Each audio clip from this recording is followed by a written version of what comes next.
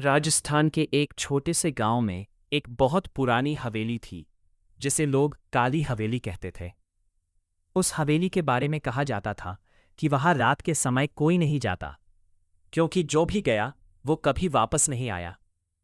गांव वाले बताते थे कि रात के सन्नाटे में उस हवेली से अजीब आवाजें आती है, कभी किसी के रोने की, कभी हंसने की, और सबसे डरावनी पायल की आवाज। एक दिन गांव का एक लड़का रवि अपने दोस्तों के सामने शेखी बघारने लगा। उसने कहा, भूत प्रेत कुछ नहीं होते, मैं आज रात उस हवेली में जाऊंगा और सुबह तक वहीं रहूंगा। रात के ठीक 12 बजे रवि एक टॉर्च लेकर हवेली के सामने पहुंचा। चारों तरफ गहरा सन्नाटा था, हवा भी जैसे रुक गई हो।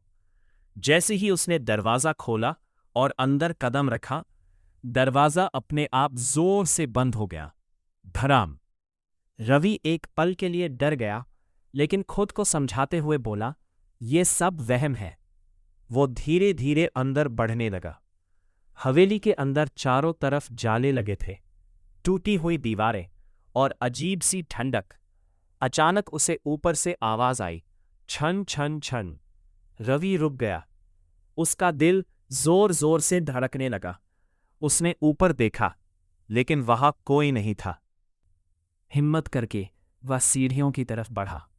हर कदम के साथ सीढ़ियां चढ़मराने लगी, जैसे कोई उसके साथ चल रहा हो। जैसे ही वह ऊपर पहुंचा, उसने देखा एक लड़की खड़ी है।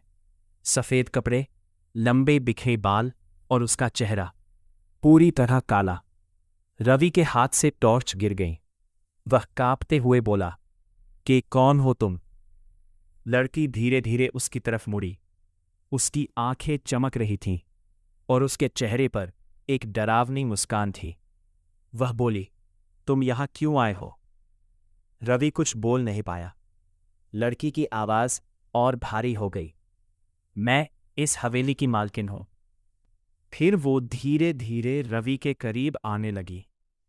रवि पीछे हटना चाहता था, लेकिन उसके पैर जैसे जमीन में जकड़ गए थे। लड़की ने कहा, सालों पहले मुझे इसी हवेली में धोखा देकर मार दिया गया था। उसकी आवाज अब गुस्से से भरी हुई थी। और तब से मेरी आत्मा यहां भटक रही है। अचानक पूरे हवेली में तेज हवा चलने लगी।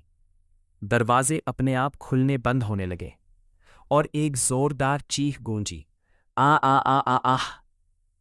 अगली सुबह गांव वाले हवेली के बाहर इकट्ठा हुए।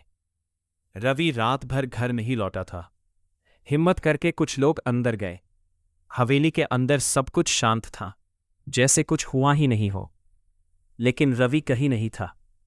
बस जमीन पर उसकी टॉर्च पड़ी थी और दीवार पर खून से लिखा था, अब वो भी हमारे साथ है। उस दिन के बाद लोगों ने हवेली के अंदर से 2 पायल की आवाजें सुननी शुरू कर दी, छन छन छन।